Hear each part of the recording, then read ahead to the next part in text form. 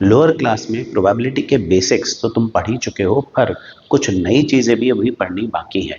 जैसे तुम लोगों को पता है कि भाई अगर दो लोग डाइस रोल कर रहे हैं, जिसका 6 आ रहा है वो जीतेगा, तो तुम्हें ये पता है कि दोनों के जीतने की प्रोबेबिलिटी 1/6 है। पर इस बार तुम एक नई चीज और भी सीख सकते हो कि जो पहले रोल करेगा उसके जीतने की प्रोबेबिलिटी स्लाइटली ज्यादा होती है। ये कैसे है? तो देखो, इस बार हम लोग मूव ऑन करेंगे कुछ नई प्रोबेबिलिटी की तरफ। ये जो 11th क्लास की प्रोबेबिलिटी हम लोग शुरू करने वाले हैं, ये अप्लाइड और कोर दोनों के लिए इक्वली इंपॉर्टेंट है। जो टॉपिक्स हम लोग लेने वाले हैं पार्ट 1 में, ये दोनों के कोर्स में बेसिक्स के कोर्स हैं और इंपॉर्टेंट है, दोनों के सिलेबस में इंक्लूडेड है। तो मूव ऑन करते हैं हम प्रोबेबिलिटी के कुछ बेसिक चीज़ों की तरफ। सबसे पहले आज हम डिस्कस करेंगे एक्सपेरिमेंट क्या होता है और एक्सपेरिमेंट की सैंपल स्पेस क्या होती है। लोअर क्लास में तुम लोग पढ़ चुके हो कि जैसे हम एक कॉइन टॉस करते हैं, डाइस रोल करते हैं, या फिर पैक ऑफ कार्ड्स में से कार्ड्स निकालते हैं। तो वो सब क्या है? वो सब एक्सपेरिमेंट्स होते हैं। जैसे एक डाइस को रोल करना, तो डाइस को रोल करना इज एन एक्सपेरिमेंट। कॉइन को टॉस करना, चाहे एक बार करो, चाहे 2 बार करो, चाहे 3 बार करो, that is considered an experiment. और उस एक्सपेरिमेंट के जो टोटल पॉसिबल आउटकम्स होते हैं ना, उन्हें बोला जाता है सैंपल स्पेस। मतलब जैसे अगर मैं एक कॉइन को एक बार टॉस करता हूं, तो मेरा सैंपल स्पेस क्या होगा? मेरा सैंपल स्पेस होगा एच टी। मतलब सैंपल स्पेस का मतलब क्या है? टोटल पॉसिबल आउटकम्स का सेट। जितने भी पॉसिबल आउटकम्स हैं उनका जो सेट है उसे सैंपल स्पेस बोलते हैं। इसी तरह अगर मैं एक डाइस रोल करता हूं, तो फिर मेरा सैंपल स्पेस क्या होगा? 1 2 3 4 5 6। अगर मैं कॉइन को 2 बार टॉस करता हूं, तो मेरा सैंपल स्पेस होगा एच एच टी एच और टी टी। ये सब चीजें तुम लोअर क्लास में पढ़ चुके हो, टोटल पॉसिबल आउटकम्स। उसका जो पूरा सेट है ना, उसको सैंपल स्पेस बोला जाता है। तो ये बेसिक चीजें तुमने जो पढ़ी थी, टोटल पॉसिबल आउटकम्स, उसके कलेक्शन को हम लोग क्या कहते हैं? उसके कलेक्शन को हम कहते हैं सैंपल स्पेस। अब बेसिक चीजें तो तुम्हें पता है कि भाई जैसे अगर मैं कॉइन को टॉस करता हूं, तो मेरा टोटल आउटकम्स मेरे एच और टी होते हैं, तो वो मेरा सैंपल स्पेस होगा, एंड सो ऑन। अब कुछ नई चीजें भी देख लें। जैसे क्वेश्चन में बोला है कि हम एक कॉइन को टॉस कर रहे हैं, और वो कह रहा है कि अगर कॉइन को टॉस करोगे, अगर वो टेल शो करता है, तो तुम्हें क्या करना है? उसको फिर से टॉस करना है। और हेड शो करता है, तो तुम्हें एक डाइस रोल करनी है। यहाँ पर एक्सपेरिमेंट के अंदर एक और एक्सपेरिमेंट है। मतलब दो एक्सपेरिमेंट्स हो रहे हैं। पहला एक्सपेरिमेंट जो है वो तो है कॉइन को टॉस करना। उसके बाद दूसरा एक्सपेरिमेंट जो है वो इस पर डिपेंड करता है कि कॉइन में क्या आया है। मतलब अगर कॉइन में टेल आया है, तो तुम्हें उस कॉइन को फिर से टॉस करना है। हेड आया है तो तुम्हें डाइस रोल करनी है। मतलब इस तरह से अगर मैं बात करूं पहले एक्सपेरिमेंट की, तो पहले एक्सपेरिमेंट के आउटकम्स क्या है? या तो हेड आएगा या टेल आएगा। जब तुम पहली बार कॉइन टॉस करोगे, अब वो कह रहा है कि अगर टेल आता है, फिर से टॉस करो। तो टेल आएगा तो तुम किस तरफ जाओगे? कॉइन को फिर से टॉस करने पर। तो कॉइन को फिर से टॉस करोगे तो क्या मिलेगा? फिर से तुम्हें हेड या टेल मिलेगा। तो यू विल गेट हेड और टेल अगेन, है ना? उसके अलावा तो कुछ और मिल नहीं सकता। हेड आता है तो क्या करने वाले हो? तुम डाइस रोल करने वाले हो। तो तुम्हें मिलने वाला है 1 2 3 4 5 6। ये तुम्हारी पॉसिबल आउटकम्स है। तो जब तुम सैंपल स्पेस लिखोगे, तो सैंपल स्पेस में लिखोगे एच के बाद 1 आ सकता है, तो तुम लिखोगे H1। फिर एच के बाद 2 आ सकता है, H2। Then H3, H4, H5, H6। भाई वो कह रहा था ना, हेड आएगा तो हमें डाइस रोल करनी है। अब हेड आएगा तो डाइस रोल करनी है, मतलब हेड के बाद हमारे पास 1 2 3 4 5 6 में से कुछ एक आ सकता है। और टेल आ रहा है तो वो कह रहा है भाई कॉइन टॉस करना है फिर से। तो टेल के बाद या तो वापस से हेड आएगा या वापस से टेल आएगा। तो ये हमारा सैंपल स्पेस है। इस सैंपल स्पेस में एक्सपेरिमेंट जो है वो लगातार दो एक्सपेरिमेंट हो रहे हैं कि पहले कॉइन टॉस करना, और कॉइन टॉस करने के बाद सेकंड इवेंट, मतलब जो सेकंड एक्सपेरिमेंट है वो परफॉर्म करना। तो पहला पार्ट जो है ना वो पहले एक्सपेरिमेंट का है, दूसरा पार्ट दूसरे एक्सपेरिमेंट का है। अब इसी तरह एक और है, जैसे इसमें दे रखा है कि हमारे पास दो रूम है। एक रूम वन में दो बॉयज हैं और दो गर्ल्स हैं। और रूम टू में हमारे पास 3 बॉयज और एक गर्ल है ना, ये हमारे पास 2 रूम्स हैं। तो वो कह रहा है कि an experiment consist of selecting a room then a candidate. पहले हमें रूम सेलेक्ट करना है, फिर उसके बाद उसमें से एक पर्सन सेलेक्ट करना है। इसका सैंपल स्पेस लिखो। अब उसके सैंपल स्पेस की बात करें तो सैंपल स्पेस में क्या आएगा, पहले रूम सेलेक्ट करना है ना। चलो हम इसको पहले फ्लो चार्ट से बनाते हैं। पहले रूम सेलेक्ट करना है, तो रूम कौन सा सिलेक्ट करोगे, या तो R1 या R2, है ना। R1 सिलेक्ट करते हो तो इसमें 2 बॉयज और 2 गर्ल्स है, तो उनमें से किसका सिलेक्शन होगा, या तो बॉय 1 का सिलेक्शन, या बॉय 2 का सिलेक्शन, या गर्ल 1 का सिलेक्शन, या गर्ल 2 का सिलेक्शन। पहले रूम का सिलेक्शन फिर पर्सन का। और सेकंड रूम में जाते हो तो वहां पर फिर से या तो फर्स्ट बॉय का सिलेक्शन, या सेकंड बॉय का सिलेक्शन, या थर्ड बॉय का सिलेक्शन, या फिर गर्ल का सिलेक्शन। ये हमारी पॉसिबिलिटीज है। तो जब मैं सैंपल स्पेस लिखूंगा तो सैंपल स्पेस में 2 एक्सपेरिमेंट हो रहे हैं कि भाई पहले हमें सिलेक्शन किसका करना है, रूम का, फिर उसके बाद पर्सन का। तो रूम के सिलेक्शन में R1 R2। अब R1 के बाद क्या होगा, B1 का सिलेक्शन। R1 के बाद फिर B2 भी हो सकता है, R1 के बाद B2 हो सकता है, फिर R1 के बाद G1 हो सकता है, और R1 के बाद G2 हो सकता है। तो रूम 1 के बाद चारों में से किसी एक का सिलेक्शन हो सकता है। अगर रूम 2 सिलेक्ट हुआ है तो R2 के बाद B1 आ सकता है, R2 के बाद B2 आ सकता है, फिर R2 के बाद B3 आ सकता है, और R2 के बाद G आ सकता है। ये हमारा सैंपल स्पेस होगा। तो लास्ट ईयर जो तुमने सैंपल स्पेस किए थे वो थोड़े से इजी थे भाई। टोटल आउटकम्स में कॉइन टॉस करना या डाइस रोल करना एक बार 2 बार, वो ज़्यादा मुश्किल नहीं थे। तो ऐसा तो खास मुश्किल इस बार भी नहीं है, पर इस तरह का सैंपल स्पेस बनाया जा सकता है। तो ये सैंपल स्पेस जो है ना, ये ऐसे एक्सपेरिमेंट है जिसमें कंडीशनल है हमारे पास कि भाई ये आया तो ऐसे करना है, ये आया तो ऐसे करना है, सॉर्ट ऑफ, है ना। चलो नेक्स्ट चीज, अब आते हैं हम ऐसा एक और क्वेश्चन, अलग क्वेश्चन देखो। क्वेश्चन है कि भाई अ coin is tossed repeatedly until a head appears on its face. जब तक हेड नहीं आएगा तब तक उसको लगातार टॉस करते रहो करते रहो करते रहो, और इसका सैंपल स्पेस लिखना है। अब तुम खुद सोचो, अगर मैं कॉइन को टॉस करता हूँ, पहली बार टॉस करता हूँ तो क्या मिलेगा। पहली बार टॉस करता हूँ तो मुझे या तो हेड मिलेगा या टेल मिलेगा। भाई अगर हेड मिल गया तो मेरा एक्सपेरिमेंट तो खत्म पहली बार में। लेकिन अगर टेल आया तो फिर मुझे कॉइन को वापस से टॉस करना होगा, क्योंकि क्वेश्चन में क्या बोला है कि जब तक हेड नहीं आता टॉस करते रहो। तो अगर टेल आता है तो मैं फिर से टॉस करूंगा, फिर से मेरे पास क्या आएगा, या तो हेड आएगा या टेल आएगा। अगर हेड आ जाता है तो हमारा एक्सपेरिमेंट रुक जाएगा, लेकिन अगर टेल आता है तो फिर मैं फिर से टॉस करूंगा, फिर से या तो हेड आएगा या टेल आएगा। अगर हेड आता है तो फिर रुक जाएगा, लेकिन टेल आया तो ये फिर चलेगा, एंड ये इनडेफिनेटली चलता जाएगा। तो इस तरह से अगर मैं सैंपल स्पेस देखूं तो मेरे सैंपल स्पेस में एक्सपेरिमेंट रुकता है या तो पहली बार में हेड आने पर, एच पर। अगर पहली बार में हेड नहीं आया तो टी के बाद क्या आएगा, एच। तो ये टी एच पर रुक जाएगा। टी टी आया ना, तो टी टी पर हम नहीं रोक सकते, टी टी के बाद मुझे वापस से कॉइन टॉस करना ही पड़ेगा। तो टी टी के बाद ये रुकेगा फिर एच पर। और अगर तीसरी बार में भी हेड नहीं आता तो फिर टी टी टी एच पर, and it will continue for ever. तो एच तुम्हारा लास्ट में जैसे ही आएगा ना, तुम्हारा एक्सपेरिमेंट रुक जाएगा। वो कह रहा है भाई जैसे हेड आएगा तुम्हें रोक देना है, तो हेड पहली बार में आएगा तो यही रोक देना है, पहली बार में नहीं आया, दूसरी बार में आया तो वहां रोको, तीसरी बार में आया तो वहां रोको, एंड सो ऑन। तो ये हमारा सैंपल स्पेस माना जाएगा। सैंपल स्पेस के क्वेश्चन वैसे जनरली पूछे तो नहीं जाते हैं, पर हो सकता है एमसीक्यू में, असर्शन रीजनिंग में इस तरह का कोई क्वेश्चन डाल दिया जाए, है ना। तो आते हैं हम लोग अब प्रोबेबिलिटी की तरफ। प्रोबेबिलिटी शुरू करने से पहले हम लोग कुछ बेसिक चीजें पढ़ेंगे इवेंट्स से रिलेटेड। अभी देखो ये इवेंट क्या होता है।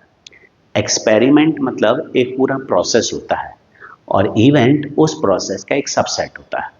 मतलब जैसे अगर मैं कॉइन को टॉस करता हूं तो कॉइन को टॉस करना एक एक्सपेरिमेंट माना जाएगा। लेकिन अगर तुमसे पूछा जाए कॉइन को टॉस करने पर हेड आने की बात करो, तो हेड आना वो एक इवेंट है, कॉइन टॉस करना पूरा एक एक्सपेरिमेंट है, उसमें हेड आना एक इवेंट है। इसी तरह अगर मैं डाइस को रोल करता हूँ तो डाइस को रोल करना इज एन एक्सपेरिमेंट। अब उस एक्सपेरिमेंट के जो सबसेट्स हैं वो होते हैं उसके इवेंट्स। मतलब जैसे डाइस को रोल किया तो 4 से बड़ा नंबर आना इवेंट है, ऑड नंबर आना इवेंट है, मान लेते हैं प्राइम नंबर आना वो भी इवेंट है, ठीक है, और इवन नंबर आना इवेंट है, एंड सो ऑन। इसी तरह अगर मैं कॉइन को 2 बार टॉस करता हूं तो 2 हेड आना इवेंट है, एक हेड आना इवेंट है, एंड सो ऑन। तो event is simply a subset of experiment. Experiment जैसे ही पता पड़ता है हम लोग सैंपल स्पेस लिखते हैं और इवेंट की फिर हम प्रोबेबिलिटी निकालते हैं। तो इन सिंपल वर्ड समझ लें, event is a subset of experiment. ठीक है। अब इवेंट की अगर हम बात करें तो इवेंट्स कुछ पर्टिकुलर टाइप्स के होते हैं जो हमें याद रखने हैं। जैसे सबसे पहले होते हैं कॉम्प्लीमेंट्री इवेंट्स। कॉम्प्लीमेंट्री इवेंट्स वो होते हैं जिन्हें हम नॉट ऑफ इवेंट कहते हैं। ठीक है। जैसे अच्छा बेसिक तो ये ध्यान होगा मेरे ख्याल से सबको, पहले क्लास 9th और 10th में पढ़ा है किसी भी इवेंट की प्रोबेबिलिटी पी ई का मतलब क्या होता है। देखो पी के आगे ब्रैकेट में जो भी लिखते हैं ना हम उसकी प्रोबेबिलिटी की बात करते हैं। तो पी ई का मतलब होता है probability of occurrence of event E. E is the event. तो प्रोबेबिलिटी किसी इवेंट के होने की उसको पी ई लिखते हैं। ये तो पता ही है कि प्रोबेबिलिटी हमेशा 0 से 1 के बीच में होती है और 0 और 1 इंक्लूसिव है। और मेरे ख्याल से ये भी याद होगा कि अगर किसी इवेंट की प्रोबेबिलिटी 0 होती है तो उसको क्या बोलते हैं, उसे बोलते हैं इम्पॉसिबल इवेंट। और अगर किसी इवेंट की प्रोबेबिलिटी 1 होती है तो उसे बोलते हैं हम श्योर या सर्टेन इवेंट। है ना, 10 तक ये चीज़ें हमने पढ़ी हैं बट स्टिल रिमाइंड करने के लिए। तो श्योर इवेंट और साथ साथ इम्पॉसिबल इवेंट ये भी ध्यान रखें। तो हम आते हैं कॉम्प्लीमेंट्री इवेंट्स की तरफ। कॉम्प्लीमेंट्री इवेंट्स क्या होते हैं, किसी इवेंट के नॉन अकरेंस को हम कॉम्प्लीमेंट्री कहते हैं। मतलब इवेंट होना अगर ई है तो इवेंट नहीं होना उसका कॉम्प्लीमेंट है। जैसे अगर सपोज करो एक डाइस रोल करते हो तो प्राइम नंबर आना अगर इवेंट है, प्राइम नंबर आना अगर इवेंट है तो प्राइम नंबर नहीं आना वो उसका कॉम्प्लीमेंट है। अब किसी भी इवेंट को हम लिखते हैं पीई, उसके कॉम्प्लीमेंट को हम क्या लिखते हैं पी नॉट ई या फिर पी ई नॉट। ऐसे इसको रीड कैसे करते हैं, not E E complement, E dash भी लिखते हैं ई बार भी लिखते हैं। इसका मतलब होता है कॉम्प्लीमेंट ऑफ इवेंट, ये कॉम्प्लीमेंट है। तो अगर इवेंट ई है तो उसका कॉम्प्लीमेंट क्या होगा, नॉट ए। अब ये भी तुमने लोअर क्लास में पढ़ा हुआ है और तुम्हें ध्यान होना चाहिए कि किसी भी इवेंट के होने और नहीं होने की प्रोबेबिलिटीज का सम हमेशा 1 होता है। मतलब अगर सपोज किसी मैच में इंडिया के जीतने की प्रोबेबिलिटी 0.7 है तो उसकी नहीं जीतने की, यानी कि अगर मान लेते हैं टाई पॉसिबल नहीं है तो उसकी नहीं जीतने की यानी कि हारने की प्रोबेबिलिटी 0.3 होगी। अगर जीतने की प्रोबेबिलिटी 0.7 है तो हारने की 0.3 होगी, क्योंकि ये कॉम्प्लीमेंट्री इवेंट है। एक इवेंट अकर हो रहा है, दूसरा उसके नहीं होने की बात हो रही है। ठीक है, यहाँ इवेंट की बात थी और इवेंट के बाद ये हम उसकी प्रोबेबिलिटी की बात कर रहे हैं। तो इसी तरह अगर सपोज करो आज बारिश होने की प्रोबेबिलिटी 0.2 है तो बारिश नहीं होने की प्रोबेबिलिटी 0.1 होगी। तो कॉम्प्लीमेंट्री मतलब नॉन अकरेंस को हम कॉम्प्लीमेंट कहते हैं। तो ये तो बात हुई कि कॉम्प्लीमेंट्री इवेंट्स क्या होते हैं। फिर आ रहे हैं इवेंट ए और बी पर। अब ए और बी का मतलब क्या है, देखो इवेंट ए और बी इसको लिखा जाता है ए यूनियन बी। इसका मतलब होता है अकरेंस ऑफ एटलीस्ट 1 इवेंट।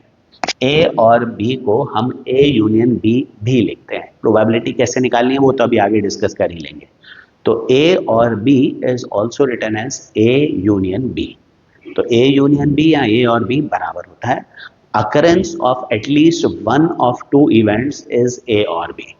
मतलब जैसे मान ले कि ए है, जैसे हम कॉइन को टॉस कर रहे हैं ठीक है, कॉइन को टॉस करते हैं 2 बार, कॉइन को टॉस किया 2 बार, तो तुम्हारा सैंपल स्पेस क्या है? सैंपल स्पेस है H H, H T, T H, T T. अब मान लेते हैं ए इवेंट जो है वो है वन हेड अकर्स, ठीक है, और जो बी है वो है at least one tail occurs, at least one tail occurs, ये 2 इवेंट है। अब यहां पर A event one head occurs, इसमें क्या आउटकम्स आएंगे? वन हेड वाले कौन कौन से आउटकम्स हैं? एच टी और टी एच, और एटलीस्ट वन टेल में तुम्हारे आएंगे एच टी, टी एच और टी टी, ये तुम्हारा बी है इवेंट। नाउ यहां पर जो बात हो रही है हमारे पास वो ये कि जो बी है ना उसमें बोला at least one tail, at least one tail का मतलब कम से कम एक टेल, तो वन टेल टू टेल दोनों आएंगे। अब अगर इसमें ए यूनियन बी या ए और बी निकालना है तो ए और बी कैसे निकलेगा? ए यूनियन बी से, तो ए यूनियन बी क्या होगा यहाँ पर? ये तुम सेट्स में पढ़ चुके हो, एच टी, टी एच और टी टी, ये तुम्हारा ए यूनियन बी हो जाएगा, जिसको हम ए और बी लिखते हैं। तो ए और बी जब भी बोला जाए इसका मतलब ए यूनियन बी है, और अगर ए एंड बी बोला जाए तो इसका मतलब है ए इंटरसेक्शन बी। तो और का मतलब यूनियन है, एंड का मतलब इंटरसेक्शन है। ऐसे समझो कि जैसे कि भाई तुमने बोला अपने पापा को कि भाई I want, if I get good result I want a laptop और a mobile. Now it means कि भैया अच्छे नंबर आते हैं तो या तो मुझे लैपटॉप दिला दो या मोबाइल दिला दो, या फिर दोनों भी दिला दोगे तो कोई मना नहीं है। ये तुम्हारा ऑफर है कि ईदर लैपटॉप और मोबाइल। तो क्या मतलब होता है इसका? कि पिताजी या तो लैपटॉप दिला दो या मोबाइल दिला दो, या दोनों भी दिलाओगे तो कोई इशू नहीं है, ठीक है। और पिताजी कहते हैं कि बेटा if you get good marks I will get you a pen and a notebook. अब वो कहता है पेन एंड अ नोटबुक, भैया लैपटॉप और मोबाइल तो भूल जाओ, I will get you pen and notebook. Pen and notebook का मतलब कि भैया पेन भी दिलाऊंगा, नोटबुक भी दिलाऊंगा। तो दोनों का मतलब क्या हुआ?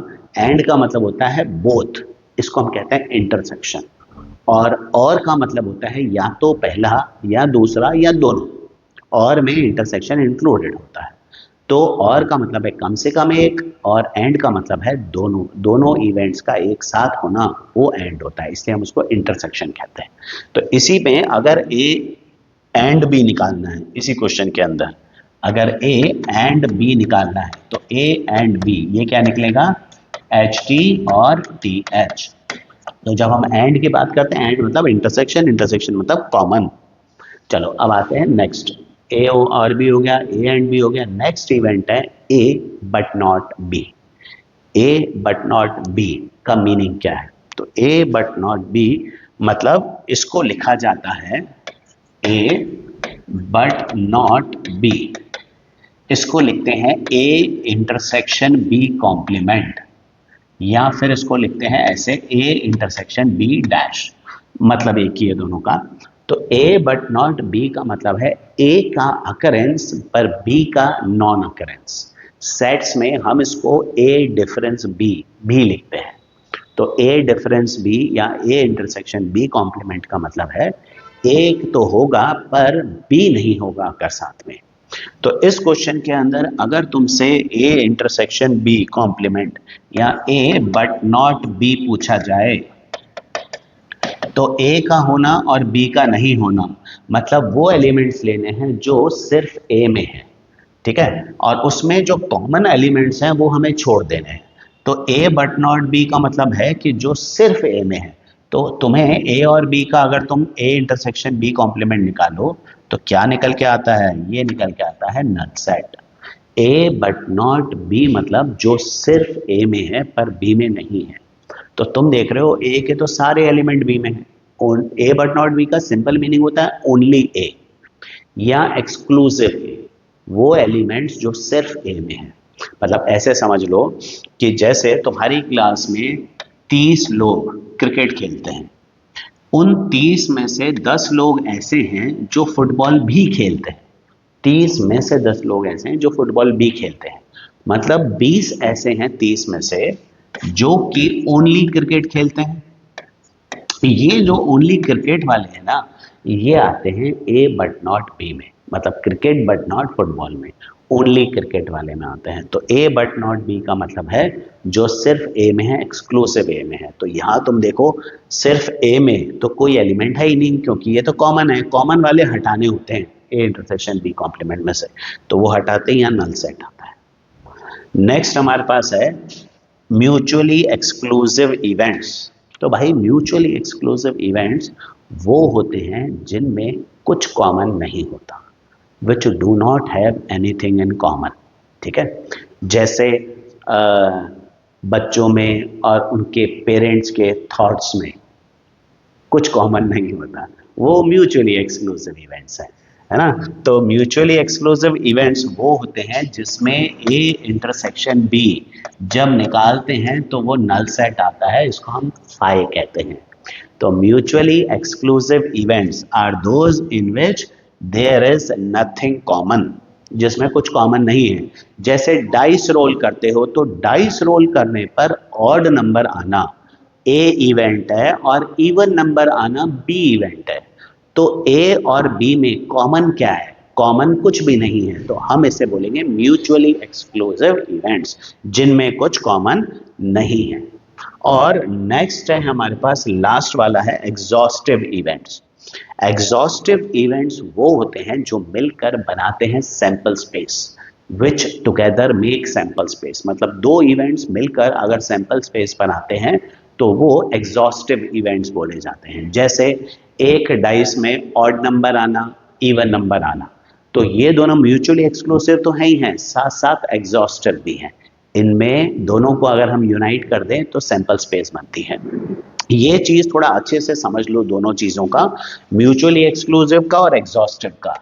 म्यूचुअली एक्सक्लूसिव इवेंट्स की अगर मैं बात करूं तो म्यूचुअली एक्सक्लूसिव इवेंट्स वो हैं जिसमें ए इंटरसेक्शन भी क्या है? फाई है।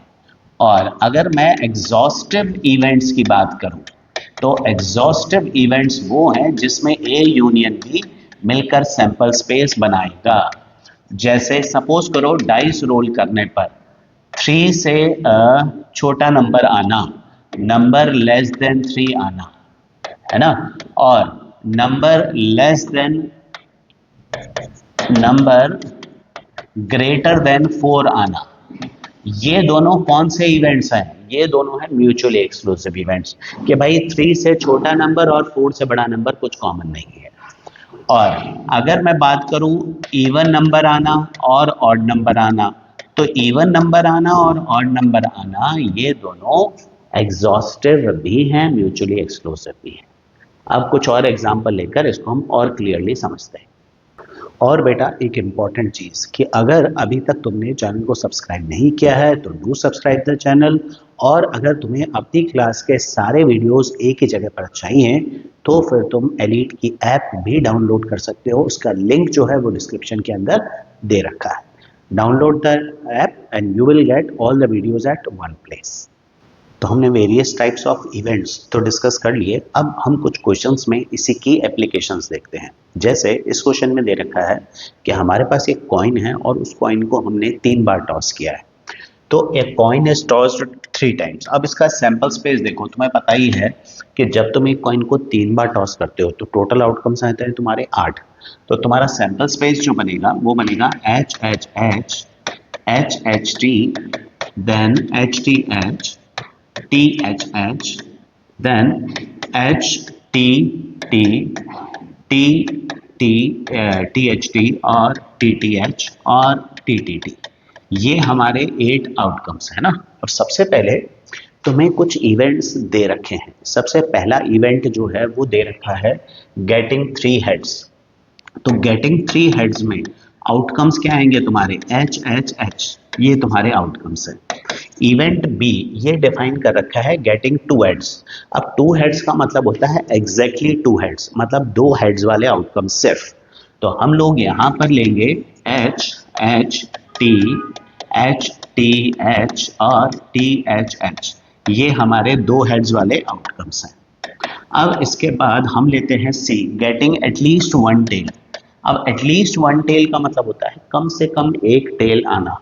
अभी कम से कम एक टेल का मतलब होता है या तो टेल एक आएगा या एक से ज्यादा। अब एक या एक से ज्यादा मतलब कितने टेल्स? एक से ज्यादा मतलब दो भी आ सकते हैं और तीन भी आ सकते हैं। तो तुम्हें यहाँ पर आउटकम्स कौन से लेने होंगे? एक तो वन टेल वाले तीनों, ये हो गए वन टेल वाले आउटकम्स। फिर एटलीस्ट बोला है तो दो टेल वाले भी लेने पड़ेंगे, तो दो टेल वाले आउटकम्स हैं तुम्हारे ये। और फिर ऑल टेल्स, थ्री टेल्स वाले, तो ये भी लेने होंगे। कम से कम एक टेल का मतलब या तो एक टेल या एक से ज्यादा। और डी इवेंट दे रखा है गेटिंग एटमोस्ट टू टेल्स। अब एटमोस्ट टू टेल्स का मतलब होता है ज्यादा से ज्यादा दो टेल आना। अब ज्यादा से ज्यादा दो टेल आने का मतलब हो गया कि या तो दो टेल्स आएंगे या दो से कम टेल्स आएंगे। अब दो से कम कितने होते हैं? जीरो टेल्स भी हो सकते हैं, वन टेल भी हो सकता है। भाई एटमोस्ट का मतलब है मैक्सिमम टू टेल्स। तो मैक्सिमम टू टेल्स का मतलब या तो टू टेल्स, ये टू टेल्स के हमारे तीन आउटकम्स होते हैं, या उससे कम, तो उससे कम मतलब वन टेल भी हो सकता है,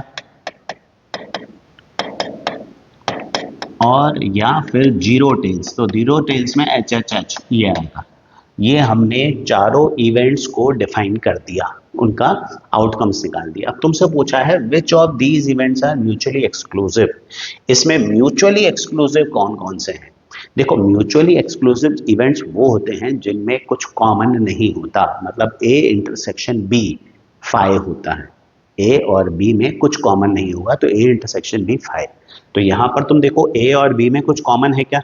नहीं। तो mutually exclusive events A B ये हैं। ए और बी म्यूचुअली एक्सक्लूसिव हैं। क्या ए में और सी में कुछ कॉमन है? फिर से नहीं। तो ए और सी ये भी म्यूचुअली एक्सक्लूसिव है। ए और डी इसमें कुछ कॉमन है? एग्जैक्टली कॉमन तो है एच एच एच। तो ए और डी म्यूचुअली एक्सक्लूसिव नहीं है। अब चेक करते हैं बी और सी को। तो बी और सी इनमें तो कॉमन आ रहे हैं, ये म्यूचुअल एक्सक्लूसिव नहीं है। बी और डी इसमें भी कॉमन है, सी और डी इसमें भी कॉमन है, तो बाकी सब में कुछ ना कुछ कॉमन आ रहा है। दो म्यूचुअली एक्सक्लूसिव इवेंट्स है हमारे पास, एक तो ए बी और एक ए सी। ये दोनों ही म्यूचुअली एक्सक्लूसिव इवेंट्स हैं। तो म्यूचुअली एक्सक्लूसिव इवेंट्स बोले तो दो इवेंट्स हैं, एक ए बी और एक ए सी, सॉरी। नाउ सेकंड है एग्जॉस्टिव।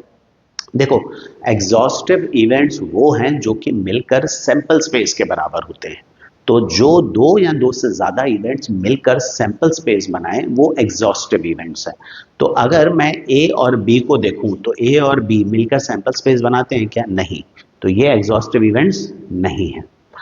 ए और सी को देखते हैं तो देखो सी में कितने आउटकम्स हैं? 7। और ए में 8th वाला आउटकम है। तो इन दोनों को अगर मैं मिला दूं ए और सी को तो वो बन जाएंगे मेरे एग्जॉस्टिव इवेंट्स। तो ए और सी ये मेरे एग्जॉस्टिव इवेंट्स हैं क्योंकि ये दोनों मिलकर पूरा सैंपल स्पेस बना देते हैं। फिर बात करूं मैं ए और डी की, ये एग्जॉस्टिव नहीं है क्योंकि टी टी टी छूट जाएगा। बी और डी नहीं। बी और सी क्या ये एग्जॉस्टिव इवेंट्स हैं? तो बी और सी ये भी एग्जॉस्टिव नहीं है क्योंकि अगर मैं इन दोनों का यूनियन करता हूं तो यूनियन करने पर सैंपल स्पेस नहीं बन रहा है, एच एच एच मिसिंग है। और अगर मैं बी और डी को यूनाइट करता हूं तो भी हमारा नहीं बनता एग्जॉस्टिव इवेंट। तो एग्जॉस्टिव इवेंट सिर्फ एक ही हैं, वो हैं ए और सी। अब आते हैं एलिमेंट्री इवेंट्स पर। देखो एलिमेंट्री इवेंट्स वो होते हैं जो कि एक ही सैंपल पॉइंट कंटेन करते हैं। मतलब जैसे देखो इसमें सैंपल पॉइंट्स कितने हैं? हमारे पास 8 सैंपल पॉइंट है। तो उसमें सिंगल सैंपल पॉइंट वाले जो इवेंट्स है ना उनको एलिमेंट्री इवेंट्स कहते हैं। जैसे यहाँ पर ये जो है ए, ये एलिमेंट्री इवेंट है क्योंकि इसमें सिर्फ एक सिंगल पॉइंट आ रहा है सैंपल स्पेस का। बाकी जो तीनों हैं इन्हें बोला जाएगा compound events. So they will be called as compound events. तो ये नई चीज ध्यान रखना, एलिमेंट्री इवेंट्स वो होते हैं जिनमें सिर्फ एक ही सैंपल पॉइंट कंटेन होता है जैसे ए है, और जिनमें एक से ज्यादा मल्टीपल सैंपल पॉइंट्स कंटेन्ड है वो सारे कंपाउंड इवेंट्स हैं। तो अब चलते हैं हम नेक्स्ट चीज की तरफ जिसे हम कहते हैं एडिशन रूल ऑफ प्रोबेबिलिटी। तो ये जो वीडियो है पूरा वो mainly addition rule of probability पर है, और उसके अलावा कुछ और दूसरे रूल्स भी हैं जो हमें ध्यान रखने हैं।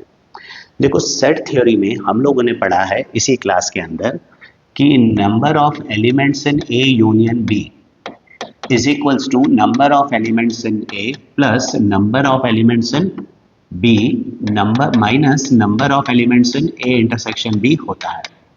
अब अगर मैं इन सबको number of elements in sample space से डिवाइड कर दूं तो ये क्या बन जाएगा, ये प्रोबेबिलिटी बन जाएगा ना, इजंट इट? ये बन जाएगा हमारे पास प्रोबेबिलिटी। भाई प्रोबेबिलिटी ऑफ इवेंट ई क्या होता है, number of elements in E upon number of elements in sample space. तो n A union B upon n S ये बन जाता है probability of A union B, और ये बन जाता है probability of A plus probability of B minus probability of A intersection B. इसे हम एडिशन रूल ऑफ प्रोबेबिलिटी कहते हैं। तो इन सिंपल वर्ड्स अगर हम बात करें तो इसको हम ए और बी लिख सकते हैं is equals to probability of A plus probability of B minus probability of A and B लिख सकते हैं। तो अगर किसी क्वेश्चन में बोले भाई ए और बी की प्रोबेबिलिटी निकालो तो तुम्हें ए यूनियन बी निकालना है, ए एंड बी बोले तो मतलब ए इंटरसेक्शन बी निकालना है। तो इस पर बेस्ड हम लोग आगे क्वेश्चंस करने वाले हैं। ये रूल बहुत इंपॉर्टेंट है, इसको ध्यान से करना, ध्यान रखें इस रूल को, ये काफ़ी काम आएगा हमारे पास। चलो मूव ऑन करते हैं हम अपने क्वेश्चन की तरफ। बहुत सिंपल से क्वेश्चन ले रहे हैं शुरू में हम, जैसे जैसे आगे चलेंगे हम इसका लेवल बढ़ाएंगे। इस क्वेश्चन के अंदर तुम्हें दे रखा है कि ए की प्रोबेबिलिटी 3/5 है, बी की 2/5 है, ए इंटरसेक्शन बी की 1/5 है, ए यूनियन बी की निकालनी है। तो क्लियरली एडिशन रूल का क्वेश्चन है। तो अगर मैं फॉर्मूला लगाऊं, जैसे मैं ये फॉर्मूला यूज करूं एडिशन रूल का, तो ए यूनियन बी की प्रोबेबिलिटी निकालनी है। ए की प्रोबेबिलिटी क्या है 3/5, बी की 2/5 माइनस ए इंटरसेक्शन बी की है 1/5। तो इसको सॉल्व करते हैं तो ए यूनियन बी की प्रोबेबिलिटी निकल के आती है 4/5। तो ए यूनियन बी की प्रोबेबिलिटी मतलब ए और बी की प्रोबेबिलिटी है 4/5। इसी तरह से इसी का जैसे फिफ्थ क्वेश्चन का सेकंड पार्ट देखते हैं, जिसमें ए यूनियन बी दे रखा है और ए इंटरसेक्शन बी निकालना है। तो अब फिर से मैं अगर रूल यूज करूं, if I use the rule again, तो इस बार मैं ए यूनियन बी की जगह पर क्या लगाऊंगा 5/7, क्योंकि ये गिवन है तो जो गिवन है वैल्यू वो उसके नीचे लगाएंगे, ऑब्वियस सी बात है।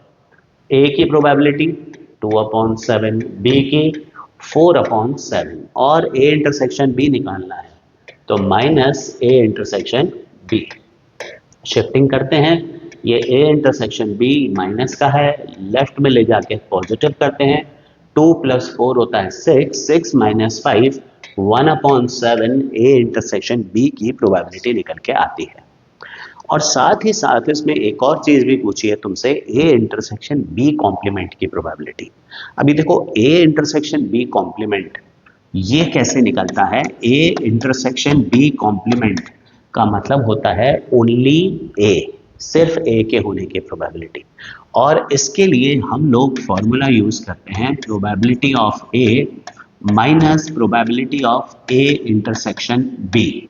ओनली ए ये कैसे निकाला जाता है, A minus A intersection B. क्यों?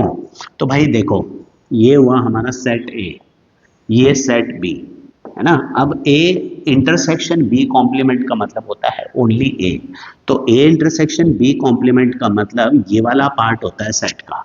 और ये कैसे निकलेगा, पूरे सेट ए में से ए इंटरसेक्शन बी वाला जो पार्ट है वो माइनस करेंगे तो ये निकल के आएगा। तो ए इंटरसेक्शन बी कॉम्प्लीमेंट का मीनिंग क्या है, ओनली ए या फिर ए बट नॉट बी। अगर किसी क्वेश्चन में बोलते हैं ए बट नॉट बी निकालो तो फिर तुम्हें ए इंटरसेक्शन बी कॉम्प्लीमेंट निकालना है, और वो कैसे निकलेगा, ए माइनस ए इंटरसेक्शन बी की प्रोबेबिलिटी। तो अब यहाँ पर ए की प्रोबेबिलिटी क्या है, यहाँ पर ए की प्रोबेबिलिटी हमारे पास 2/7 और ए इंटरसेक्शन बी की निकल के आई है 1/7। तो 1/7 है ए इंटरसेक्शन बी कॉम्प्लीमेंट की प्रोबेबिलिटी। तो ध्यान रखें कि जब भी ए बट नॉट बी बोलते हैं तो तुम्हें ए इंटरसेक्शन बी कॉम्प्लीमेंट निकालना है। ये चीज ध्यान रखना इंपॉर्टेंट भी है। चलो आते हैं थर्ड क्वेश्चन, नेक्स्ट क्वेश्चन की तरफ। तो नेक्स्ट क्वेश्चन में हमें दे रखा है probability of not a is 0.65। तो प्रोबेबिलिटी ऑफ नॉट ए 0.65 है। तो प्रोबेबिलिटी ऑफ ए कितना हुआ 0.35, क्योंकि हमें ऑलरेडी पता है ए और नॉट ए कॉम्प्लीमेंट्री इवेंट्स हैं, दोनों की प्रोबेबिलिटीज का सम 1 होता है। तो ए की प्रोबेबिलिटी हुई 0.35 और बी की प्रोबेबिलिटी दे रखी है पी, और साथ में ए यूनियन बी इसकी प्रोबेबिलिटी दे रखी है 0.75। अब वो कह रहा है if A and B are mutually exclusive events. ये कह रहा है ए और बी म्यूचुअली एक्सक्लूसिव इवेंट्स होते हैं। देखो म्यूचुअली एक्सक्लूसिव इवेंट्स की खास बात क्या होती है, इनमें कुछ कॉमन नहीं होता। मतलब ए इंटरसेक्शन बी इज 5। अब ए इंटरसेक्शन बी 5 है, मतलब ए और बी में कुछ कॉमन नहीं है, तो ए इंटरसेक्शन बी की प्रोबेबिलिटी क्या आएगी, ए इंटरसेक्शन बी की प्रोबेबिलिटी 0 निकल के आएगी। तो अगर किसी क्वेश्चन में तुम्हें कह रहे हैं ना कि ए और बी म्यूचुअली एक्सक्लूसिव इवेंट्स हैं, तो तुम्हें ए इंटरसेक्शन बी की प्रोबेबिलिटी 0 लेनी है। अब यूज कैसे करोगे, हमारे पास फॉर्मूला है ए यूनियन बी का। यहां पर ए यूनियन बी कितना है 0.75, ए कितना है, ए की प्रोबेबिलिटी मतलब 0.35, बी की प्रोबेबिलिटी पी, और ए इंटरसेक्शन बी की प्रोबेबिलिटी 0, क्योंकि म्यूचुअली एक्सक्लूसिव है। नहीं होगा तो नहीं लिखेंगे, ध्यान रखेंगे इस चीज को। तो P कितना निकल के आया 0.75 माइनस 0.35 मतलब 0.4, मतलब B की प्रोबेबिलिटी 0.4 है। तो ध्यान रखेंगे म्यूचुअली एक्सक्लूसिव मतलब A इंटरसेक्शन B की प्रोबेबिलिटी 0। अब ऐसा ही एक दूसरा क्वेश्चन है जिसमें हमें A और B एग्जॉस्टिव इवेंट्स दे रखे हैं। देखो सिमिलर ही क्वेश्चन है, वही क्वेश्चन वापस से है। A की प्रोबेबिलिटी एज यूजुअल 0.35 है, क्योंकि नॉट ए की 0.65 है। बी की प्रोबेबिलिटी तुम्हें पी दे रखी है, और ए इंटरसेक्शन बी की प्रोबेबिलिटी ये दे रखी है 0.25। अब वो कह रहा है कि ए और बी एग्जॉस्टिव इवेंट्स हैं। देखो म्यूचुअली एक्सक्लूसिव अलग चीज होती है, एग्जॉस्टिव अलग होती है। एक बार फिर से ध्यान दें इस चीज को कि म्यूचुअली एक्सक्लूसिव जो इवेंट्स हैं उसमें ए इंटरसेक्शन बी 5 होता है, तो ए इंटरसेक्शन बी की प्रोबेबिलिटी हम 0 लेते हैं। और अगर इवेंट्स एग्जॉस्टिव हैं तो एग्जॉस्टिव इवेंट्स में ए यूनियन बी मिलके सैंपल स्पेस बनाता है, और अगर ए यूनियन बी मिलके सैंपल स्पेस बनाता है तो ए यूनियन बी की प्रोबेबिलिटी 1 निकल के आएगी। तो ये दो कंडीशन याद रखें कि ए इंटरसेक्शन बी 0 कब है म्यूचुअली एक्सक्लूसिव में, और एग्जॉस्टिव इवेंट्स के अंदर ए यूनियन बी की प्रोबेबिलिटी 1 है। ये दो चीजें याद रखें, ये काम में आएंगी, क्योंकि कभी कभी होगा कि प्रोबेबिलिटी नहीं दे रखी होगी, तुम्हें सिर्फ इवेंट्स दे रखे होंगे, तो तुम्हें डिसाइड करना पड़ेगा कि ये 0 कब है और ये 1 कब है ना। तो अब इस हिसाब से अगर ये एग्जॉस्टिव इवेंट्स हैं तो ए यूनियन बी की प्रोबेबिलिटी निकल के आई 1। अब मैं फिर से एडिशन रूल लगाता हूं, तो एडिशन रूल के अकॉर्डिंगली ए यूनियन बी की प्रोबेबिलिटी 1, ए की 0.35, बी की प्रोबेबिलिटी p और ए इंटरसेक्शन बी की 0.25। ये हो गया 0.1, तो ये आ गया 0.9 निकल के आता है हमारा p। तो ध्यान रखें म्यूचुअली एक्सक्लूसिव अलग चीज है, एग्जॉस्टिव अलग चीज है, प्रॉपरली यूज करो इसका, ठीक है। चलो निकलते हैं हम अगले क्वेश्चन की तरफ। तो ये हमें फिर से एक ऐसा क्वेश्चन है जिसमें ए और बी म्यूचुअली एक्सक्लूसिव इवेंट्स हैं या नहीं है, ये फाइंड करना है, दे नहीं रखा है, फाइंड करना है। देखो म्यूचुअली एक्सक्लूसिव इवेंट्स की क्या हमारे पास कंडीशन है कि ए इंटरसेक्शन बी की प्रोबेबिलिटी 0 होनी चाहिए। तो मैं यहाँ पर ए इंटरसेक्शन बी की प्रोबेबिलिटी निकालूंगा, अगर 0 आती है तो म्यूचुअली एक्सक्लूसिव इवेंट्स हैं, नहीं आती है तो वो म्यूचुअली एक्सक्लूसिव इवेंट्स नहीं है। जैसे अब मैं फॉर्मूला लगाऊं एडिशन रूल का, तो ए यूनियन बी की प्रोबेबिलिटी दे रखी है 0.9, ए की 0.7, बी की 0.6 माइनस ए इंटरसेक्शन बी। तो यहाँ पर ए इंटरसेक्शन बी की प्रोबेबिलिटी हम निकालते हैं तो ये निकल के आ रही है 0.4। तो भाई ए इंटरसेक्शन बी की प्रोबेबिलिटी 0.4 आ रही है, मतलब ए इंटरसेक्शन बी फाई नहीं है। तो these are not mutually exclusive events, ये म्यूचुअली एक्सक्लूसिव इवेंट्स नहीं है। ठीक है, ध्यान रखेंगे म्यूचुअली एक्सक्लूसिव इवेंट्स की प्रोबेबिलिटी जो होती है वो हमेशा जीरो आती है। ए इंटरसेक्शन बी की वो नहीं आ रही, मतलब म्यूचुअली एक्सक्लूसिव नहीं है। अब आते हैं हम नेक्स्ट के ऊपर, फिर से वही चेक करना है कि म्यूचुअली एक्सक्लूसिव है या नहीं है।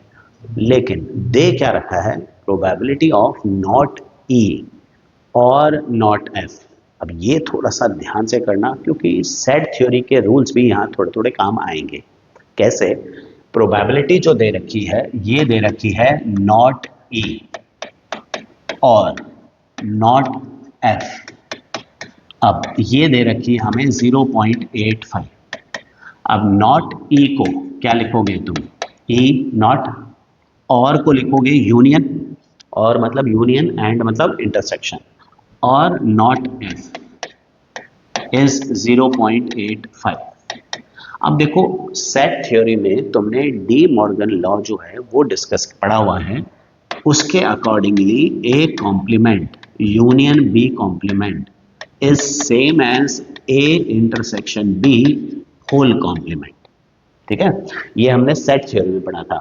सेट थ्योरी में हमने वैसे पढ़ा तो ये था कि भाई A complement intersection B complement A union B का होल कॉम्प्लीमेंट होता है। इसको हम प्रोबेबिलिटी में कन्वर्ट कर सकते हैं, वही डी मॉर्गन लॉ को। तो E complement union F complement को क्या लिखेंगे हम, ई इंटरसेक्शन एफ का होल कॉम्प्लीमेंट। अब ये एक तरह से ए कॉम्प्लीमेंट के जैसा हुआ। अब ए कॉम्प्लीमेंट को क्या लिखते हो, 1 माइनस ए, है ना। प्रोबेबिलिटी ऑफ ए कॉम्प्लीमेंट कैसे निकालते हो, 1 माइनस प्रोबेबिलिटी ऑफ ए। तो ई इंटरसेक्शन एफ का कॉम्प्लीमेंट है, तो हम इसको लिखेंगे 1 minus probability of E intersection F. तो अगर मैं इसको सॉल्व करूं, तो सॉल्व करने पर ई इंटरसेक्शन एफ की जो प्रोबेबिलिटी निकल के आती है वो निकल के आती है 0.15। तो 0.15 किसकी प्रोबेबिलिटी है, ई इंटरसेक्शन एफ की प्रोबेबिलिटी है।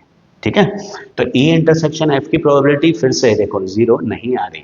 सो these are not mutually exclusive, ये म्यूचुअली एक्सक्लूसिव इवेंट्स नहीं है। तो ये ध्यान रखें, इंपॉर्टेंट चीज है, ढंग से करें इसको। ठीक है, चलो आते हैं अब हम इसकी कुछ एप्लीकेशंस के ऊपर। तो अब ए एडिशन रूल को प्रैक्टिकली क्वेश्चंस में कैसे अप्लाई करेंगे वो अब हम देखेंगे यहाँ पर। अभी तक तो सीधे सीधे क्वेश्चन थे कि भाई ए बी की प्रोबेबिलिटी दे रखी थी, ए कॉम्प्लीमेंट बी कॉम्प्लीमेंट, इनकी प्रोबेबिलिटी निकालनी थी एंड सो ऑन। हाँ, अब यहाँ पर देखो क्वेश्चन है, वैसा ही क्वेश्चन है जो तुमने 10th में पढ़ा हुआ है, पर हम इसको 11th के फॉर्मूले के हिसाब से करेंगे। तो तुम्हें बोला है 1 card is drawn from a pack of 52 cards, जो प्लेइंग कार्ड्स है उसमें से एक कार्ड हमने निकाला है। Find the probability that the drawn card is a heart और अ किंग, हार्ट और अ किंग। तो प्रोबेबिलिटी किसकी निकालनी है, हार्ट और किंग। अब मैं क्या मानूंगा, एक इवेंट मान लेता हूं कि getting a card of heart, card of heart, और बी मान लेता हूं getting a card of king. भाई ये ए और ये बी, अब ए और बी मतलब ए यूनियन बी की प्रोबेबिलिटी निकालनी है। अब ए यूनियन बी की प्रोबेबिलिटी निकालनी है तो उसके लिए मुझे ए बी और ए इंटरसेक्शन बी की प्रोबेबिलिटी चाहिए होगी। तो ए किसको माना है, हार्ट का कार्ड आना। तो ए की प्रोबेबिलिटी क्या होगी, भाई हार्ट के कितने कार्ड्स हैं, टोटल 52 कार्ड्स हैं जिसमें से हार्ट के 13 कार्ड्स हैं, इजंट इट। तो हार्ट का कार्ड आने की प्रोबेबिलिटी 13/52। बी, किंग का कार्ड आना। अब किंग कितने होते हैं हमारे पास, किंग होते हैं हमारे पास 4, तो किंग का कार्ड आने की प्रोबेबिलिटी 4/52। ए हमने हार्ट माना है और बी किंग का कार्ड आना माना है, क्योंकि जिसकी प्रोबेबिलिटी पूछी है और के आगे पीछे वही तुम्हारे ए और बी है। और ए इंटरसेक्शन बी का मतलब है getting a card of king and heart. अब किंग एंड हार्ट का मतलब होता है जो कार्ड किंग भी है और हार्ट भी है। अब तुम अगर पैक ऑफ कार्ड्स को सोचो तो उसमें हार्ट के किंग्स कितने हैं, मतलब हार्ट वाले जो कार्ड्स हैं उसमें किंग्स कितने हैं। तो तुम देख रहे हो एक कार्ड ऐसा होता है जो किंग में भी है और हार्ट में भी है। There is one king of heart, ठीक है, obviously there is always a one king of heart only. तो there is a one king of heart और उसकी प्रोबेबिलिटी क्या आएगी, 1/52 आएगी। ये हमारी ए इंटरसेक्शन बी हुआ। ए इंटरसेक्शन बी मतलब जो हार्ट भी है और किंग भी है, दोनों है, और ऐसा एक ही कार्ड होता है जो किंग्स में भी आता है हार्ट में भी आता है, हार्ट का किंग। अब ए यूनियन बी निकालना है हमें, है ना, और बोला है तो मतलब ए यूनियन बी निकालना है। तो ए यूनियन बी कैसे निकालेंगे, ए की प्रोबेबिलिटी प्लस बी की probability minus A intersection B की प्रोबेबिलिटी। तो ये सॉल्व करके आता है मेरे पास 16/52। 13 + 4 17 - 1 16/52 यानी कि 4/13। तो 4/13 प्रोबेबिलिटी है कि कार्ड या तो किंग का होगा या हार्ट का होगा। अब पूछा है सेकंड पार्ट में, what is the probability that the drawn card is neither a heart nor a king. Neither a heart nor a king मतलब हार्ट भी नहीं है किंग भी नहीं है। तो फिर हम इसमें बात करेंगे, प्रोबेबिलिटी निकालनी है नीदर हार्ट नॉर किंग। अब ये जरा ध्यान से देखना, नॉर किंग इसका मतलब है हार्ट भी नहीं होना चाहिए किंग भी नहीं होना चाहिए। तो नीदर हार्ट का मतलब हो गया ए कॉम्प्लीमेंट, हार्ट आना ए है तो हार्ट नहीं है ना, ए कॉम्प्लीमेंट है। नॉर अ किंग मतलब बी कॉम्प्लीमेंट, अब दोनों ही नहीं चाहिए तो इंटरसेक्शन। तो तुम्हें A complement intersection B complement की प्रोबेबिलिटी निकालनी है। अब अगेन डी मॉर्गन लॉ से मैं इसको लिखूंगा ए यूनियन बी का होल कॉम्प्लीमेंट। और ये कैसे निकलेगा, probability of 1 minus probability of A union B यानी कि 1 - 4/13 विच कम्स आउट एज 9/13। ये हमारी प्रोबेबिलिटी है नीदर हार्ट नॉर किंग आने की। तो अगर किसी भी क्वेश्चन में तुम्हें बोले कि प्रोबेबिलिटी निकालो ए बट नॉट बी, तो इसका मतलब होता है कि ए तो होगा पर बी नहीं होगा। तो हम उसको लिखते हैं ए इंटरसेक्शन बी कॉम्प्लीमेंट। ये कैसे निकलता है, ए की probability minus A intersection B की प्रोबेबिलिटी। और अगर किसी क्वेश्चन में बोलते हैं neither A nor B, neither A nor B, तो फिर इसका मतलब होता है कि A complement intersection B complement. तो ये लिखा जाएगा ए यूनियन बी का होल कॉम्प्लीमेंट और निकलेगा 1 minus probability of A union B. इस तरह से ये सॉल्व किया जाएगा। तो ये काफ़ी इंपॉर्टेंट चीज़ है, ध्यान रखेंगे, ठीक है। ये दो बेसिक रूल्स याद रखेंगे। अब ऐसा ही एक और प्रैक्टिकल क्वेश्चन करते हैं जिसमें तुम्हें दे रखा है कि tickets numbered 1 to 25 are mixed. हमारे पास एक मान लेते हैं बैग है, बैग में टिकट्स हैं और उन टिकट्स पे नंबर लिखे हुए हैं 1 से लेकर 25 तक। अब उस बैग में से हमने एक टिकट निकाला, प्रोबेबिलिटी इसकी निकालनी है कि वो जो नंबर आया है वो 3 या 4 से डिविजिबल है, इसकी प्रोबेबिलिटी बताओ। प्रोबेबिलिटी किसकी निकालनी है, ढंग से देखें, it is divisible by either 3 और 4। अब 3 और 4 या मल्टीपल ऑफ 3 और 4, तो ए मानेंगे कि number on ticket is multiple of 3, multiple of 3। और बी मान लेते हैं कि भाई number on ticket is multiple of 4। अच्छा अब देखो 1 से लेकर 25 तक टोटल नंबर तो ऑब्वियसली 25 ही हैं, उसमें 3 के कितने मल्टीपल्स हैं, 1 से लेकर 25 तक 3 के मल्टीपल्स कितने हैं। तो 3 के मल्टीपल्स हैं हमारे पास 8, है ना, 3 के मल्टीपल्स हैं 8, इजंट इट। 1 से लेकर 25 तक 3 8 24 होता है तो 8 मल्टीपल है। और 4 के कितने मल्टीपल्स हैं? 4 के मल्टीपल्स हैं हमारे पास 6। 25/4 कर देंगे तो 6 पॉइंट आ रहा है, मतलब राउंड ऑफ करेंगे, राउंड ऑफ नहीं करते वैसे इसमें, हमेशा प्रीवियस नंबर लेते हैं, ठीक है। तो ये हमारे पास 6 आ जाएगा, इन द सेंस कि भाई 6 नंबर ऐसे हैं जो 25 तक हमारे पास 4 से डिविजिबल है। अब जब मैं निकालता हूं A intersection B, A intersection B का मतलब है वो नंबर्स जो कि मल्टीपल ऑफ 3 एंड 4 बहुत दोनों से डिवाइड हो रहे हैं, तो उनको लिखेंगे मल्टीपल ऑफ 12। मल्टीपल ऑफ 12, 12 क्यों? 3 और 4 का एलसीएम, देखो जो नंबर 3 से डिविजिबल हैं और जो 4 से डिविजिबल हैं वो अलग अलग है, लेकिन कॉमन नंबर्स कौन से होंगे? जो उनके एलसीएम से डिविजिबल है, यानी कि 12 से डिविजिबल है। तो 1 से लेकर 25 तक 12 के कितने मल्टीपल्स हैं? तो 12 के तो 2 ही मल्टीपल्स हैं 1 से लेकर 25 तक, तो ये आएगा 2। अब मैं लगाऊं फॉर्मूला एडिशन रूल का, तो ए यूनियन बी निकालना है मुझे और 3 और 4 निकालना है।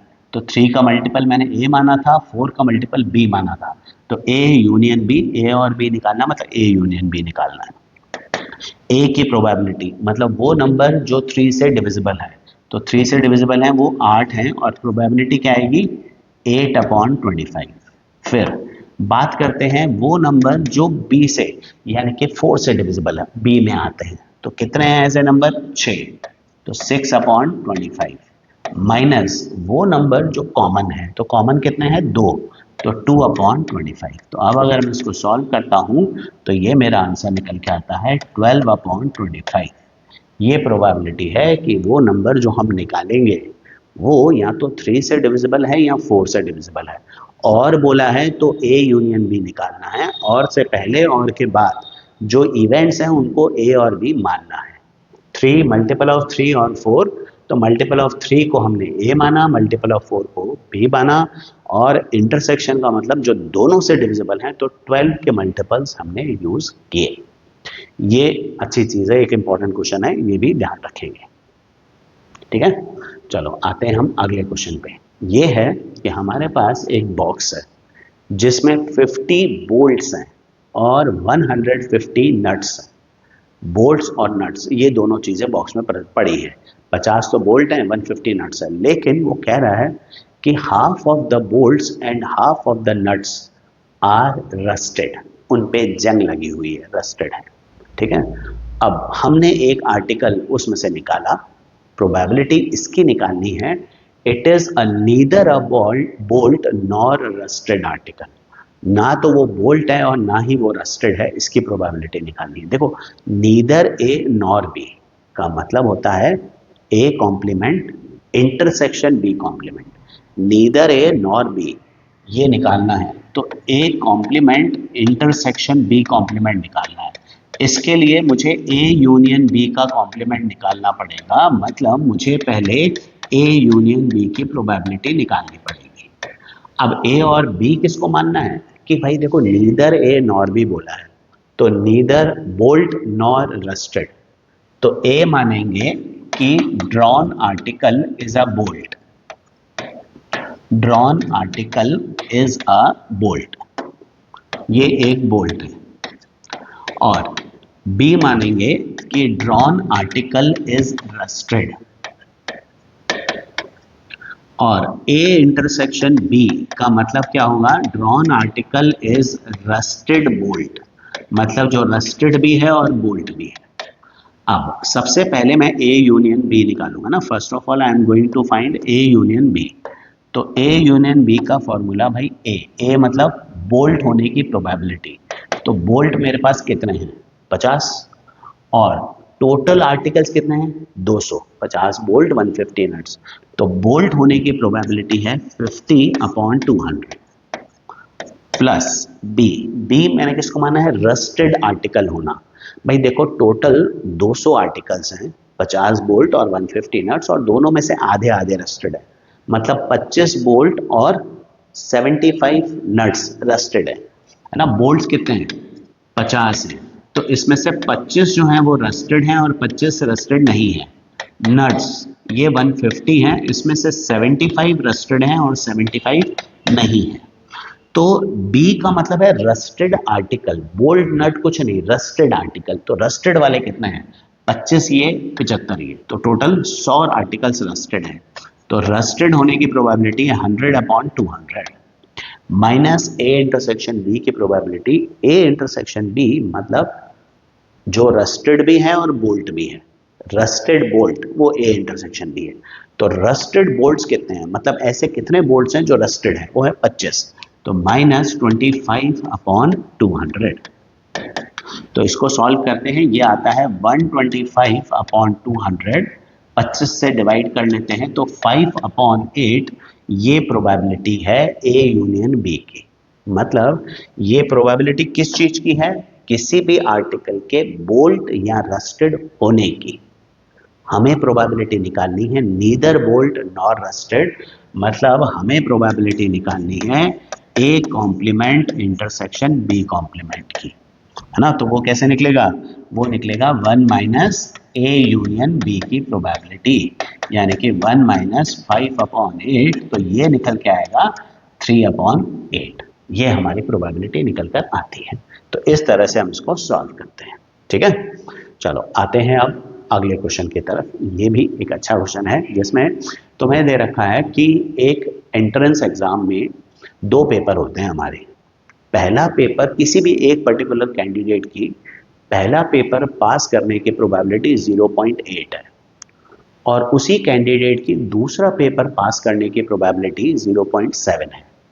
तो ए इवेंट मान लेते हैं कि the candidate clears first paper, event that candidate clears paper 1,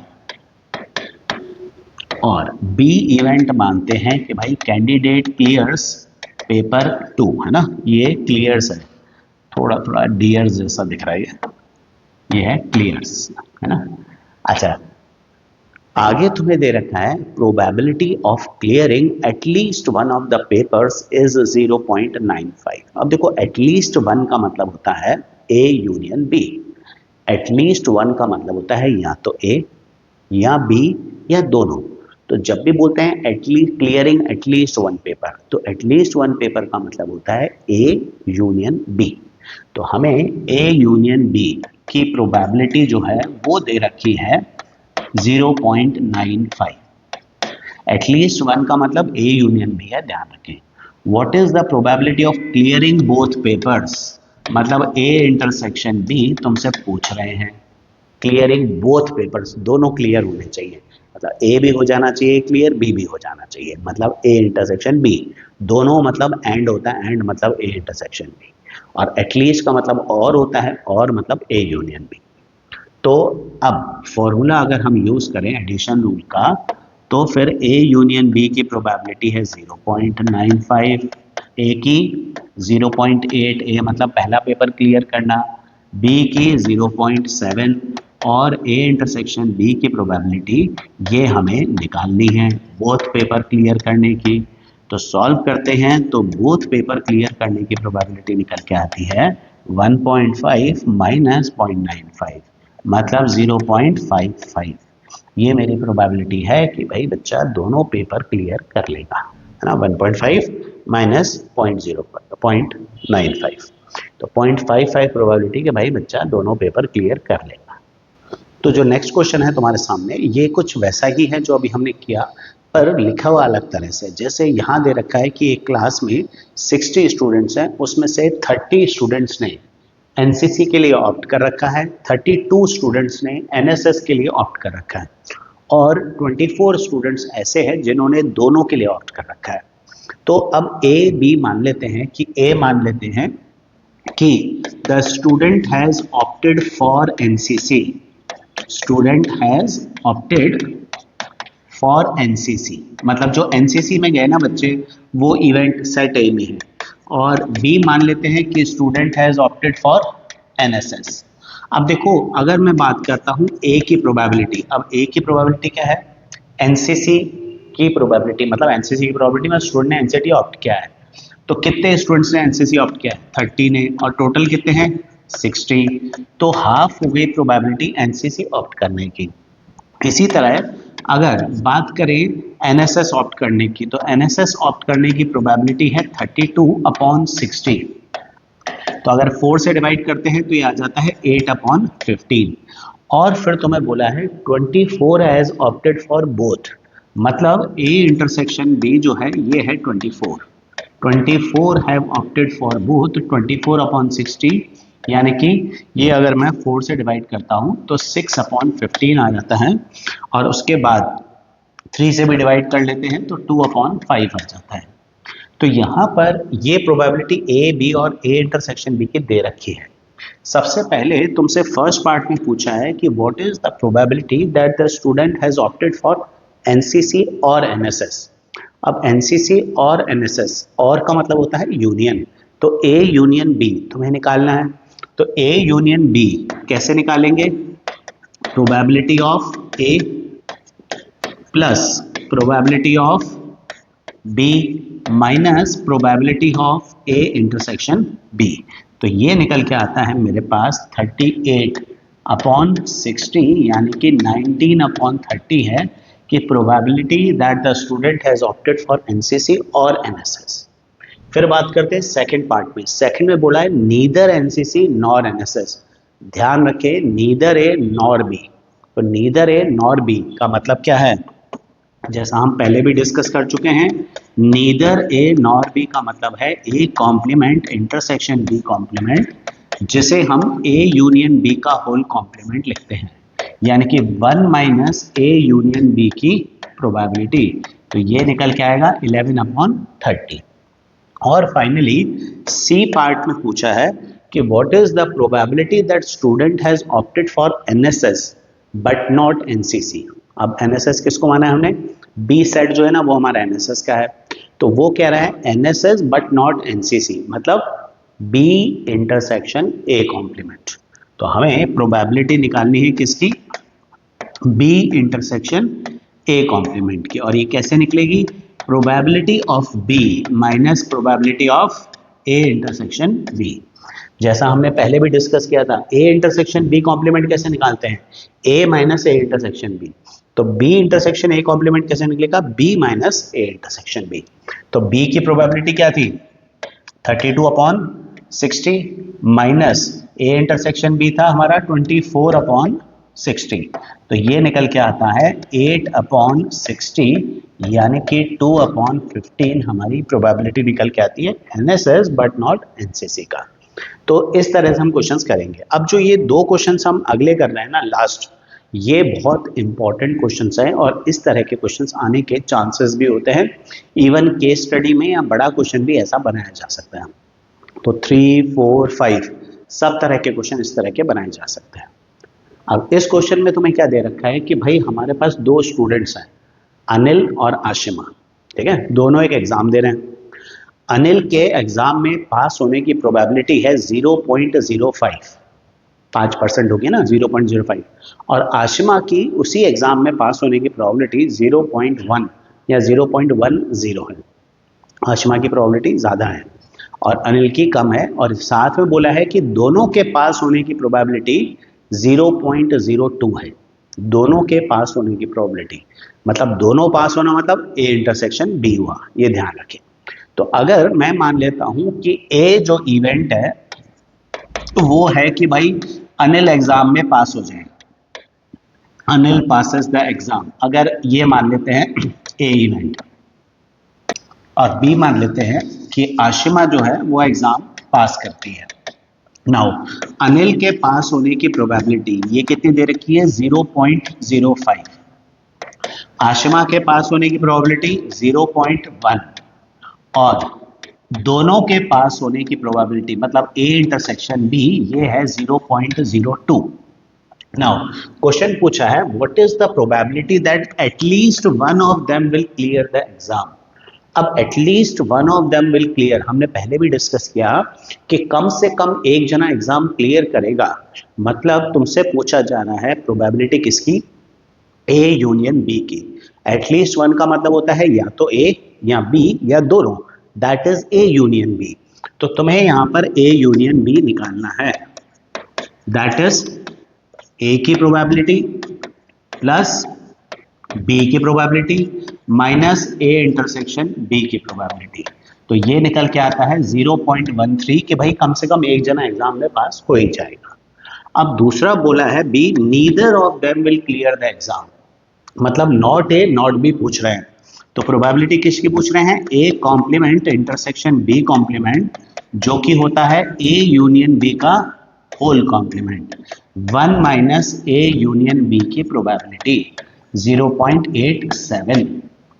अब जो थर्ड पार्ट है ना, ये थोड़ा सा इंटरेस्टिंग है, थोड़ा सा अलग भी है। Only one of them will clear the exam. अब जब कह रहे हैं ना only one of them will clear, तो only one of them will clear the exam में दो केस बनते हैं भाई। कौन कौन से? कि भाई अनिल पास हो जाएगा, आशमा नहीं हो पाएगी, या फिर दूसरा केस होगा कि आशमा पास हो जाती है, अनिल नहीं हो पाता।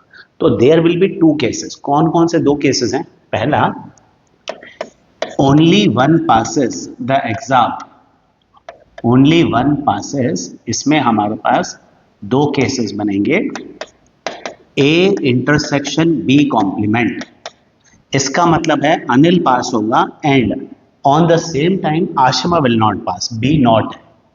प्लस दूसरा केस होगा कि भाई बी इंटरसेक्शन ए कॉम्प्लीमेंट, हम आशमा पास होगी लेकिन अनिल पास नहीं होगा। तो इन दोनों को अगर हम ऐड करते हैं तो हमें मिलता है ओनली वन ऑफ देम।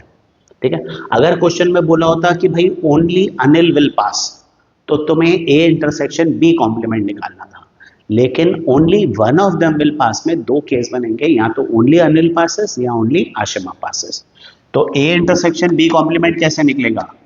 ए की probability minus A intersection B की प्रोबेबिलिटी, और बी इंटरसेक्शन ए कॉम्प्लीमेंट कैसे निकलेगा? बी की probability minus A intersection B की प्रोबेबिलिटी। तो ये निकल के आएगा मेरे पास 0.05 माइनस 0.02, और सेकेंड पार्ट निकल के आएगा 0.10 माइनस 0.02। तो ऐड करते हैं तो ये निकल के आता है 0.11। तो 0.11 प्रोबेबिलिटी है कि भाई दोनों में से सिर्फ एक जना ही पास हो पाएगा। तो only one of them passes में थोड़ा सा ध्यान रखकर करें। ऐसा एक और क्वेश्चन करते हैं, ये भी इसी तरह का क्वेश्चन है, काफी इंपॉर्टेंट है, जिसमें तुम्हें दे रखा है कि भाई दो शूटर्स हैं, ये टारगेट को हिट कर रहे हैं। ए टारगेट को हिट कर पाएगा, इसकी प्रोबेबिलिटी है हाफ। बी उसी टारगेट को हिट कर पाएगा, इसकी प्रोबेबिलिटी है 1/3, और दोनों जने उस टारगेट को हिट कर पाएंगे, इसकी प्रोबेबिलिटी है 1/6। तो अगर मैं ए इवेंट मानता हूं कि ए जो है वो टारगेट को हिट कर पाएगा, तो उसकी प्रोबेबिलिटी क्या है? भाई ए की प्रोबेबिलिटी क्या है? हाफ। बी उसी टारगेट को हिट कर पाएगा, तो बी के हिट करने की प्रोबेबिलिटी है 1/3, और ए इंटरसेक्शन बी मतलब दोनों टारगेट को हिट कर पाएंगे, इसकी प्रोबेबिलिटी 1/6। अब पूछा क्या जा रहा है? Probability that target will be hit, probability निकालनी है कि टारगेट हिट हो जाएगा। अब देखो सिंपल तरीका, टारगेट विल बी हिट मतलब टारगेट हिट हो जाएगा, तो कौन हिट करेगा? या तो ए हिट करेगा, या बी हिट करेगा, या दोनों हिट करेंगे। तो इधर ए हिट्स और बी हिट्स, इसका यही मतलब है ना टारगेट विल बी हिट का। तो मतलब एक्चुअली में टारगेट विल बी हिट में क्या निकालना है? ए यूनियन बी निकालना है। तो फर्स्ट पार्ट में टारगेट विल बी हिट, उसमें निकलेगा ए यूनियन बी। तो ए की प्रोबेबिलिटी प्लस बी की probability minus A intersection B की प्रोबेबिलिटी। तो ये हो गया 5/6 माइनस 1/6, 4/6, यानी कि 2/3 प्रोबेबिलिटी है। Neither of them is able to hit the target, मतलब ए भी हिट नहीं कर पाएगा और बी भी हिट नहीं कर पाएगा। तो A complement intersection B complement मतलब ए यूनियन बी का कॉम्प्लीमेंट। तो 1 माइनस 2/3 यानी कि 1/3। और तीसरा पार्ट है only one of them will hit, तो इसका मतलब A intersection B complement plus B intersection A complement. तो ये सॉल्व करते हैं, तो ए इंटरसेक्शन बी कॉम्प्लीमेंट कैसे निकलता है? ए की probability minus A intersection B की प्रोबेबिलिटी, और ये निकलेगा बी की probability minus A intersection B की प्रोबेबिलिटी। तो अब हम इसका एलसीएम ले लेते हैं। वैसे तो -1/6 -1/6 क्या हुआ? ये हो गया हमारे पास -1/3 प्लस 1/3 कट जाएगा, हाफ आ जाएगी probability that only one of them is able to hit the target. तो ये हमारा यहाँ पर एडिशन रूल ऑफ प्रोबेबिलिटी खत्म होता है। जो 11th क्लास की प्रोबेबिलिटी है ना, उसमें मेनली तुम्हारे 2-3 टॉपिक्स हैं। सबसे पहला जो है वो है एडिशन रूल। ये काफ़ी इंपॉर्टेंट है, चाहे अप्लाइड हो चाहे कोर, दोनों के लिए इक्वली इंपॉर्टेंट है।